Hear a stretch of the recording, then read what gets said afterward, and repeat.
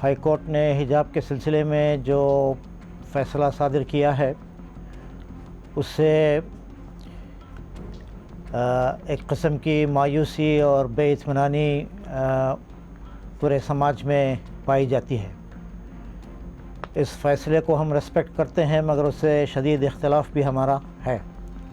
हम समझते हैं कि इंसाफ का खून हुआ है और मुस्लिम तालिबात का जो दस्तूरी और मजहबी आज़ादी और डिग्निटी का हक़ था, ये इससे दूसरे मानों में छीना गया है। एसेंशियल रिलीजियस प्रैक्टिस क्या है और हिजाब का इस्लाम में क्या कानून है, ये बात बहुत वाज़ेह है और ये कोर्ट से ज़्यादा मुस्लिम उलमा और ज़िम्मेदारों के फ़ैसला करने का काम है। चुनांचे इस मामले में कोर्ट ने जो ओपिनियन लिया है उससे हमें सख्त मायूसी हुई है और हम समझते हैं कि ये मौक़िफ़ उन्हें इख्तियार नहीं करना चाहिए था।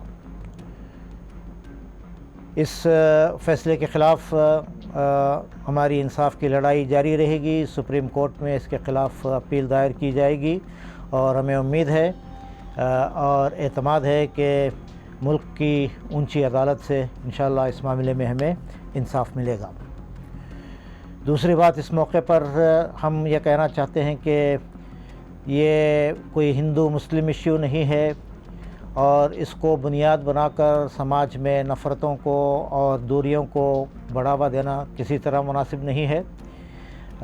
समाज के तमाम ही तबक़ात से हम अमन व अमान को बहाल रखने और अपनी लड़ाई को जमहूरी और क़ानूनी ज़राए से जारी रखने के जो भी मौक़े हमें हासिल हैं उसको इख्तियार करने की हम तलक़ीन करना चाहते हैं।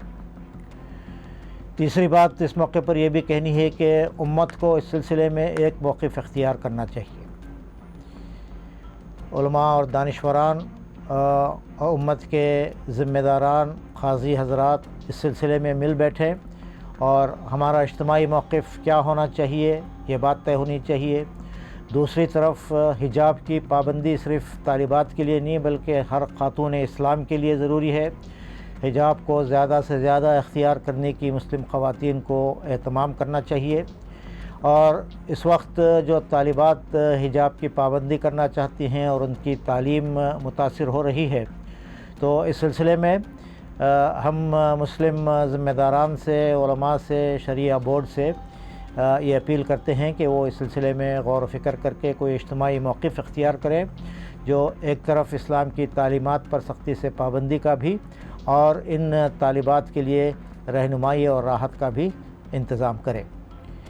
फ़ैसला अगरचे हाई कोर्ट ने किया है, मगर अमन व अमान के रुख से, मजहबी आज़ादी के रुख से यहाँ की हुकूमत और यहाँ के सियासी जमातें, यहाँ के NGOs और यहाँ के अवाम, ये सब मिलकर एक बेहतर फ़ैसले पर पहुँच सकते हैं और हमें उम्मीद है कि स्कूल की इंतज़ामिया और पेरेंट्स ये सब बाहम मुज़ाकरात करके इस मुश्किल से निकलने का हमारे इन तालिबात को कोई रास्ता सुझा सकते हैं। इस मौके पर मैं ये भी तलक़ीन करना चाहता हूँ कि हमें अपने दीन पर मजबूती के साथ क़ायम रहना चाहिए। हमारे मजहबी तालीमात और हमारा दीनी तशख़्ख़ुस हमारे लिए हर दूसरी चीज़ से ज़्यादा अहम है।